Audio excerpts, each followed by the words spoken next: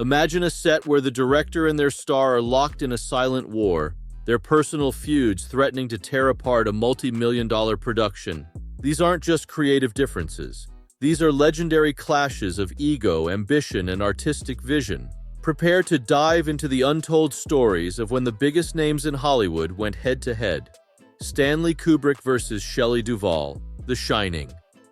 Few director-actor battles are as haunting as Stanley Kubrick's treatment of Shelley Duvall during The Shining. Kubrick was a known perfectionist, obsessive, demanding, often extreme in pursuit of realism. But what Duvall faced on that set went far beyond rigorous filmmaking.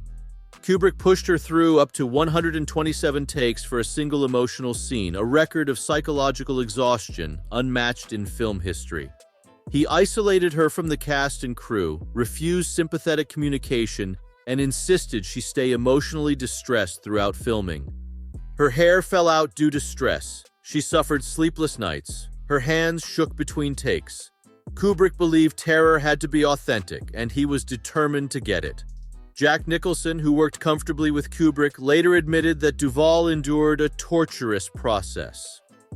The film became a masterpiece, but Duvall's mental health deteriorated for years after. Oh, come on. What do you mean, roll 2 video? seconds. We're fucking killing ourselves out here, and you're going to be ready. I am too. I'm standing So we right play by mood the music? door. This wasn't just a feud. It was a creative clash where the director held all the power and the actor bore all the suffering. David Fincher versus Jake Gyllenhaal, Zodiac. David Fincher is notorious for filming a scene dozens, sometimes hundreds, of times to capture the precise, emotional detail he wants.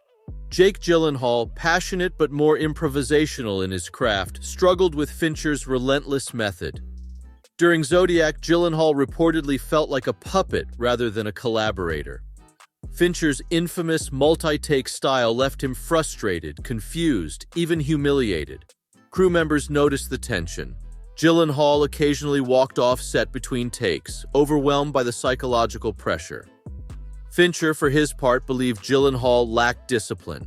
He commented that Jake was easily distracted, a remark that fans interpreted as a polite way of saying the actor wasn't meeting his standards. Yet ironically, the tension fueled something incredible. Gyllenhaal's portrayal of Robert Graysmith, paranoid, obsessive, unraveling, mirrors his real struggle on set. Sometimes the conflict becomes the art.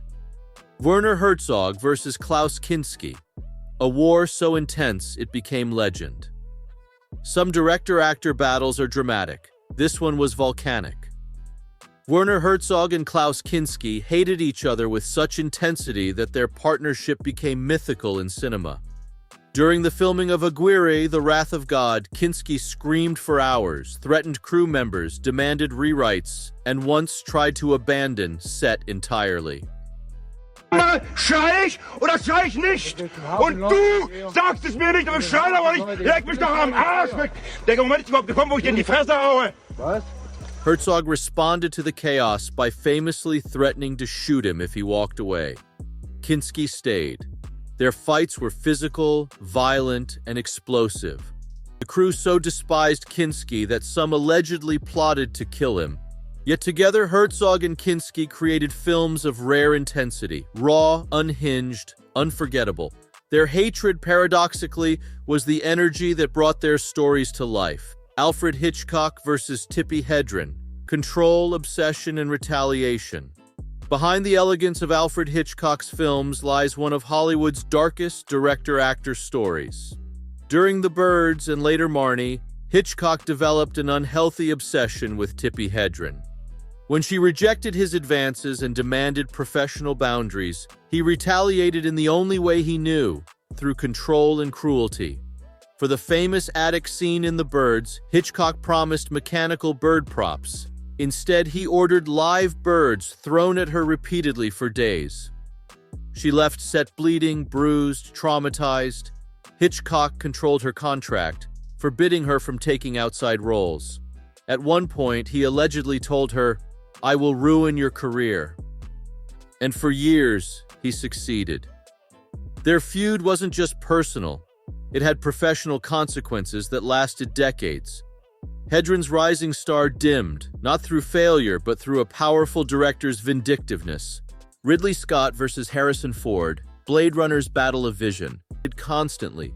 Ford was unhappy with Scott's European directing style. The voiceover narration became their biggest war. Ford hated it, calling it artificial, sting, and miserable. James Cameron versus Ed Harris, The Abyss. James Cameron is known for two things: brilliance and brutality.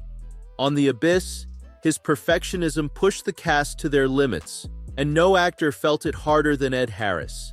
Cameron forced the cast to film underwater for extreme lengths of time, often in freezing conditions. Sets collapsed, equipment malfunctioned, safety protocols felt insufficient. Harris nearly drowned during one scene, barely escaping after inhaling water in his diving helmet. Their feud escalated in private.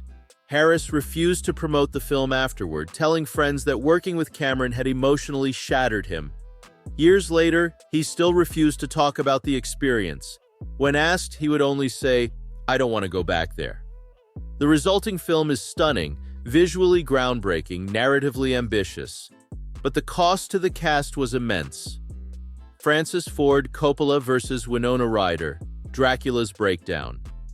During Bram Stoker's Dracula, tensions erupted between Coppola and a young Winona Ryder.